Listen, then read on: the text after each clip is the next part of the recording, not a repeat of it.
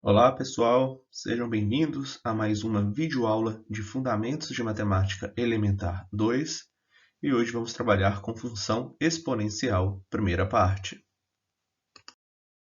Na videoaula de hoje, vamos trabalhar com a definição, exemplos e algumas propriedades de função exponencial. Então, vamos para a definição.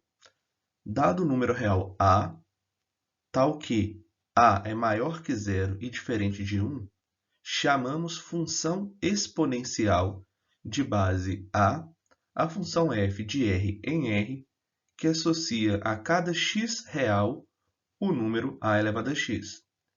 Em símbolos temos uma função f de r em r, lembrando novamente, o nosso domínio é o conjunto dos números reais e o contradomínio também é o conjunto dos números reais, onde para cada elemento do nosso domínio x, vamos estar associando ao elemento a elevado a x do nosso contradomínio. Ou seja, o a elevado a x é a imagem de x. Vamos ver alguns exemplos de funções exponenciais em R. Então, lembrando novamente, a nossa base a tem que ser maior que zero e diferente de 1. Letra A, f de x é igual a 2 elevado a x. Letra B, g de x é igual a meio elevado a x. Letra C, h de x é igual a 10 elevado a x. Letra D, I de x é igual a raiz de 2 elevado a x. Então, esses são exemplos de funções exponenciais, lembrando aqui que a nossa base é maior que zero e diferente de 1. Pessoal, aqui eu vou repetir a nossa definição, pois eu gostaria de fazer algumas observações. Então, vamos lá. Dado um número real a, tal que o a é maior que zero e diferente de 1, chamamos função exponencial de base a função f de r em r, que associa a cada x real o número a elevado a x. Então, observações. Na definição acima, há restrições em relação à base a. Então, vocês devem estar se perguntando, por que temos que escolher o a maior que zero e diferente de 1? Então, vamos lá. Se o a for menor que zero, ou seja, se o a for negativo, nem sempre o número a elevado a x é real. Como, por exemplo, escolhendo aqui uma base negativa, né? Pode ser menos 3, menos 2, menos 1, tanto faz. E escolhendo um expoente meio, né? Como exemplo. Isso daqui nós sabemos que é raiz de menos 3. Só que não existe raiz de número negativo nos reais, né? Então, o a elevado a x não é um número real. Ou seja, não podemos escolher um a negativo. Agora, e se o a for igual a zero? Nós temos três casos. Se o x, nosso expoente, for maior que zero, então y igual a zero elevado a x é uma função constante, aqui sempre vai dar zero. Ok. Agora, se x for menor que zero, não se define zero elevado a x. Por exemplo, zero elevado a menos 3, zero elevado a menos 2. A gente não pode trabalhar com isso, né? Ficaria aqui 1 sobre zero elevado a 3. Numa fração, o denominador nunca pode ser zero, né? Agora, e se o x for igual a zero? Nós também não vamos definir zero elevado a zero, pois isso daqui é uma indeterminação. Então, é por isso que a gente não trabalha com a igual a zero.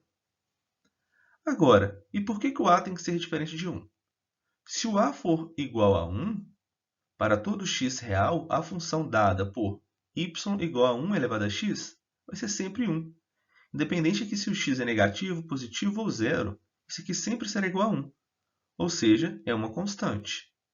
Então, por isso que o a tem que ser sempre maior que zero e diferente de 1.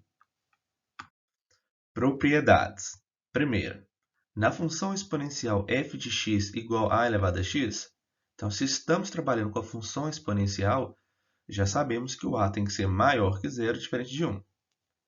Se o x é igual a zero aqui, vai implicar que o f de zero é igual a elevado a zero, que é 1. Nós acabamos de ver isso, né? Isto é, o par ordenado 0 e 1 pertence à função para todo a maior que zero e diferente de 1. Isso significa que o gráfico cartesiano de toda função exponencial corta o eixo y no ponto de ordenada 1. Então, na construção do gráfico, isso é muito importante, tá? Propriedade 2. A função exponencial f de x igual a elevado a x é crescente se e somente se o a for maior que 1, ou decrescente se e somente se o a variar entre 0 e 1. Portanto, dado os números reais x1 e x2, temos dois casos. Quando a for maior que 1, podemos tomar aqui um x2 maior que x1. Se isso implica que a imagem do x2 é maior que a imagem do x1, ou seja, o f de x2 maior que o f de x1, nós temos que a nossa função é crescente. Agora, quando a estiver variando entre 0 e 1, podemos tomar um x2 maior que x1. Se isso implica que a imagem do x1 é maior do que a imagem do x2, ou seja, o f de x1 é maior do que o f de x2, então nossa função é decrescente. Isso é muito importante. Propriedade 3. A função exponencial f de x igual a elevado a x com a maior que 0 diferente de 1 é injetora, pois, dados x1 e x2, tais que x1 é diferente de x2, como, por exemplo, pegando x2 maior que x1, isso já garante que eles são diferentes, vem que, letra A, se o A for maior que 1, nós acabamos de ver que o f de x1 vai ser menor que o f de x2. Agora, se o A estiver variando entre 0 e 1, nós acabamos de ver que a imagem do x1 será maior que a imagem do x2. E, portanto, nos dois casos, nós garantimos que as imagens são diferentes. Então, podemos garantir que a nossa função exponencial é injetora. Para finalizar a videoaula, vamos ver a imagem de uma função exponencial. Vimos anteriormente, no estudo de potências de expoente real, que se a é um número real positivo, então o a elevado a x é maior que 0 para todo x real. Assim, nós podemos afirmar que a imagem da função exponencial é os reais positivo. Lembrando novamente, R com mais aqui asterisco, a gente está pegando todos os reais positivos, O asterisco é para informar que não vamos pegar o zero. Então é isso, pessoal. O material utilizado para a nossa videoaula foi o livro Fundamentos de Matemática Elementar Logaritmos, volume 2, onde utilizamos a definição, os exemplos e as propriedades.